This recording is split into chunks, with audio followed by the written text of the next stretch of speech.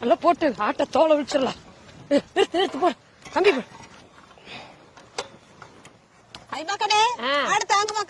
இருக்கா நான் ஃபர்ஸ்ட் தொங்கி பாத்துக்கலாம். என்னையே தாங்குறாமா ஆட்டை தாங்காதா? சரி ஆட்டை போய் பிடிச்சு வந்துடலாம்.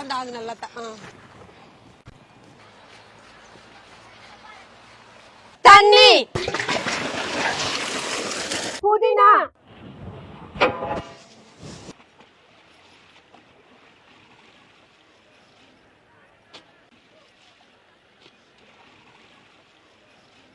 மஞ்சள்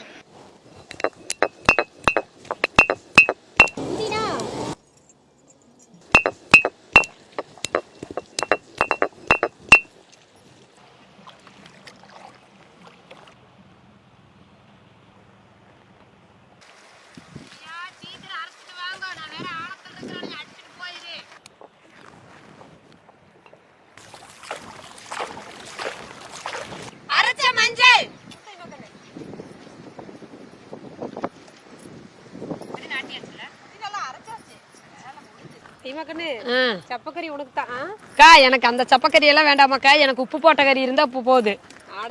ஆட்டோட சப்பக்கறி சொன்னேன். அப்படியா? எனக்கு சப்பக்கறின்னு சொன்னங்காட்டி எங்கேயும் உப்பு இல்லாத கொடுத்துருவீங்களோ. அதை விடுங்க. தூளுப்பே அடுத்தது புதினா ஆட்டிட்டு வந்தோம்னா பூசி ஆட்டுன புதினா எல்லாரும் சேர்ந்து ஊசுங்க.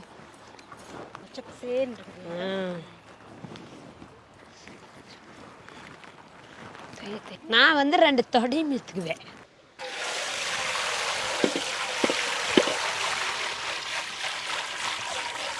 எண்ணெய், பட்டை வகை, நறுக்கிய வெங்காயம்,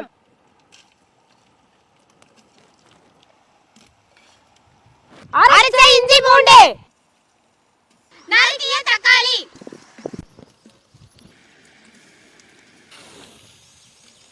மிளகாய் தூள், பிரியாணி மசாலா, தண்ணி, உப்பு, புதினா,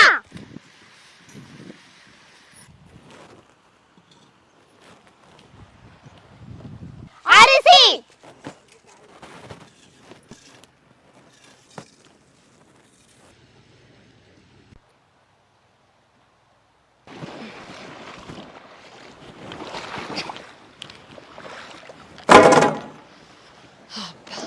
பிரியாணி எடுத்துட்டு வாங்க. அரவேக்காட வேக வச்ச பிரியாணியை ஆட்டு வயித்துல வச்சு தேய்ச்சுக்கலாம். போடுங்க. ஐயோ மீன் வேற காலை கடிக்குதே. தண்ணிக்குள்ள என்ன காட்டி அதெல்லாம் மஜாஜ் பண்ற மாதிரி போடுங்க.